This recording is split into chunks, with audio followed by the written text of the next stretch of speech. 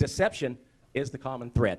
Today we're going to look at this as the Mormon Church uses deception and lying, prevarication, evasiveness, code words, all of those and more, as a practical management tool for their organization to keep members believing, practicing, and more importantly, contributing to this large, well-to-do organization.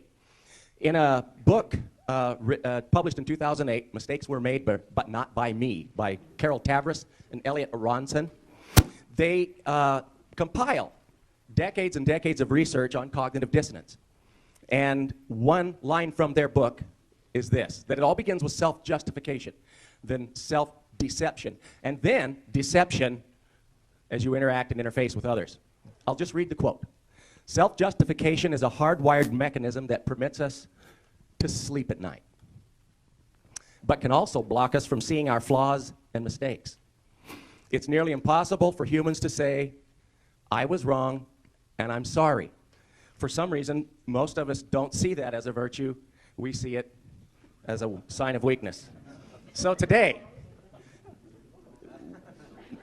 we are going to pull back the curtain just a little, like Dorothy and Toto, and we're going to look at how lying was instituted by Joseph Smith, how it was carried on by subsequent leaders to Smith, and how it's still being used today in a very effective way, but maybe not so quite effective as it was a few years ago. We are taught that, much like the Wizard of Oz, that the leaders of our church are wise, purely benevolent, completely honest, benignly angelic, and nearly infallible. And that they only have the best of intentions for almost everything they do. Research tells us about humans that sometimes we're truthful and sometimes we're not quite as truthful with each other. Sometimes accidentally, sometimes intentionally. And we're all very similar in that way. It seems that the Latter-day Saints and their leaders wish, however, to take exception with that and not be part of the human race, but to say, we rarely, if ever, make mistakes because God is telling us what to do from moment to moment, day by day. Latter-day Saints are effective talkers. And I could have picked one of 100 or more talks about lying or about honesty that have been given in general conferences or written in church publications, or especially out of the seminary and institute curriculum given to the young people, where sober words about honesty are uttered by sober men in black suits in the conference halls. Marvin Ashton said, a lie is any communication given to another with the intent to deceive. So I thought, let's use Marvin Ashton's own words and juxtapose those against the actions of the Church of Jesus Christ of Latter-day Saints from 1830 to the present as a way of highlighting how deception is such a practical management tool. The leaders are in impressive surroundings. The lights are darkened in the hall. There's literally a light from above shining on the shiny head of the person speaking. It is utterly quiet. It is a room full of people who literally idolize and adore this individual. And the individual was not introduced as Jerry or Dick or Richard or Ken or Sherry, or it's Marvin, Elder Marvin J. Ashton of the Quorum of the 12. And so that kind of impressive surrounding gives even more weight to the kind of authority that they are trying to project to the members. And it's very effective. Well, he said, sometimes we lie to avoid personal embarrassment. And I thought about Joseph Smith when he was caught by Emma having sex with Fanny Alger in the barn in 1835 when she was 17. And he quickly scrambled to self-justify that he had received a revelation from the Lord that he was to begin practicing plural marriage, and that she was indeed his first wife, and then her uncle Levi Hancock solemnized the thing. Emma still sent her away. But I thought about that and thought, Marvin, you're right. Sometimes we do deceive to lie, deceive to avoid personal embarrassment.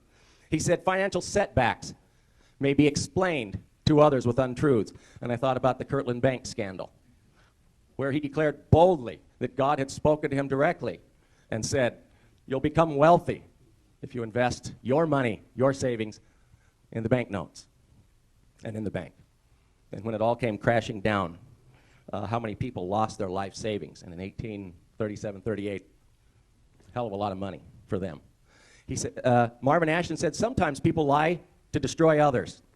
And I thought about the wonderful piece in Arza Evans' book, where he pays tribute to brave women, young women who Joseph Smith gathered affidavits because they turned him down when he proposed to them as plural wives. He gathered affidavits. He forced people, well, he persuaded people to lie by threatening to ruin them and ruin their character if they did not sign the affidavits. And he publicized that they were whores, mean harlots, and liars. And I thought, that's right, character assassination. It's through deception. I thought about when he said lies are often a lack for courage, excuses for lack of courage.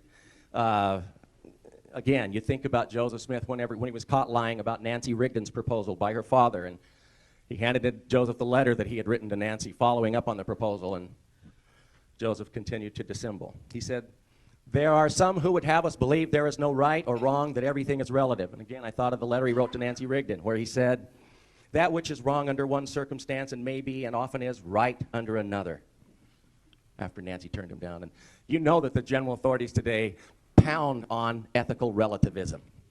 It was one of Neil Maxwell's favorite topics, and yet Joseph Smith is a shining example of ethical relativism. And finally, he who lies is the servant of the lie, and he who tells the lie must live with the results.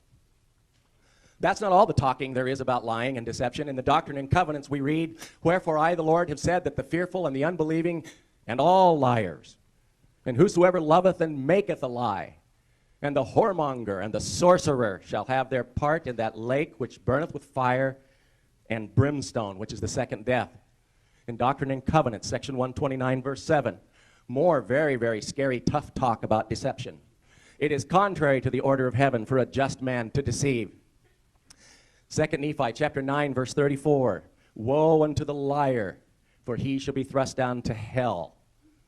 So I think it's fair to say by general authorities' speeches and by revelations to Joseph Smith to ask, do they walk the talk?